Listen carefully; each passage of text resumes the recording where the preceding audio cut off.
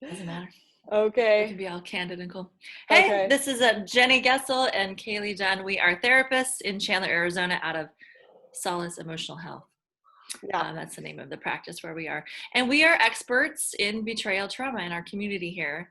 And so today, in our free class, which we're inviting you to join, our free discussion about betrayal trauma each week, we talked about the pain point of breaches of trust. So a lot of times when you're trying to repair a relationship that's had some kind of betrayal in it, there's the big discovery, and maybe there's multiple big discoveries, and then you're in the process of working through the relationship, and there may be, and often are, smaller breaches of trust. And sometimes those breaches of trust can seem really benign. They're not covering anything up majorly. They're just maybe covering up. One example we used was what was eaten for lunch, or what happened here, or just very benign things. But the breach of trust can bring us back to a starting point of, can I trust this person?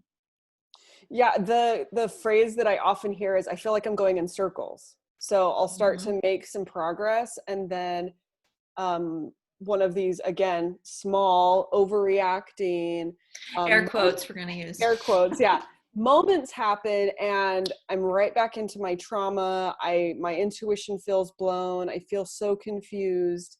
And I'm being told this is a small thing, and some examples where hey, what'd you do at lunch today? Oh, I went over and had my sandwich and da da da. Find out later, no, he went to QT and had a hot dog. Like, these things that seem really small, but that deception is triggering. It's triggering. It's so painful, and it's this real grapple. And then we also talked about how, gosh, there's so much pain around. Okay, so if I ask questions and then I'm triggered, so then maybe I don't want to ask questions. Or if I have emotional reaction, then he feels shame, and so now I'm in control, or it's my job to manage his acting out.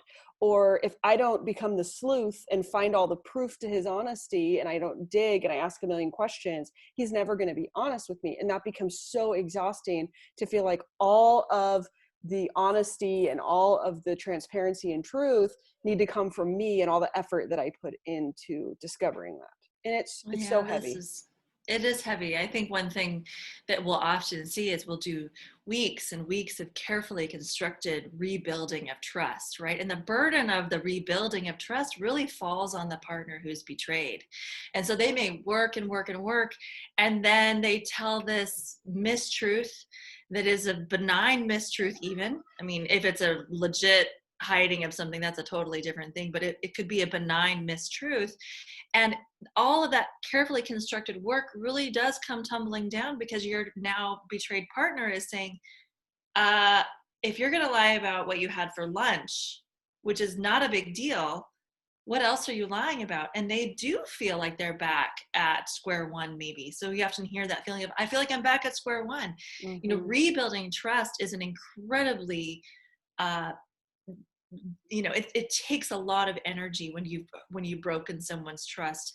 And a lot of times when a small mistruth, right, is put out there, it does, the relationship can't handle the burden. And that's kind of one of the things they say, the environment, the climate now of the relationship cannot handle the burden of a small mistruth, a Mm-hmm. benign, you know mistrust. And so what we're looking at is, what we want to look at, one of the markers of a healing relationship, or a healing relationship of trust, is that the burden of transparency is shouldered by the betrayer.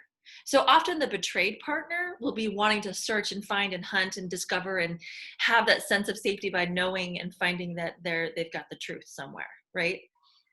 But the betrayer can really take on that burden of transparency by even just talking about it in a daily, conversational way.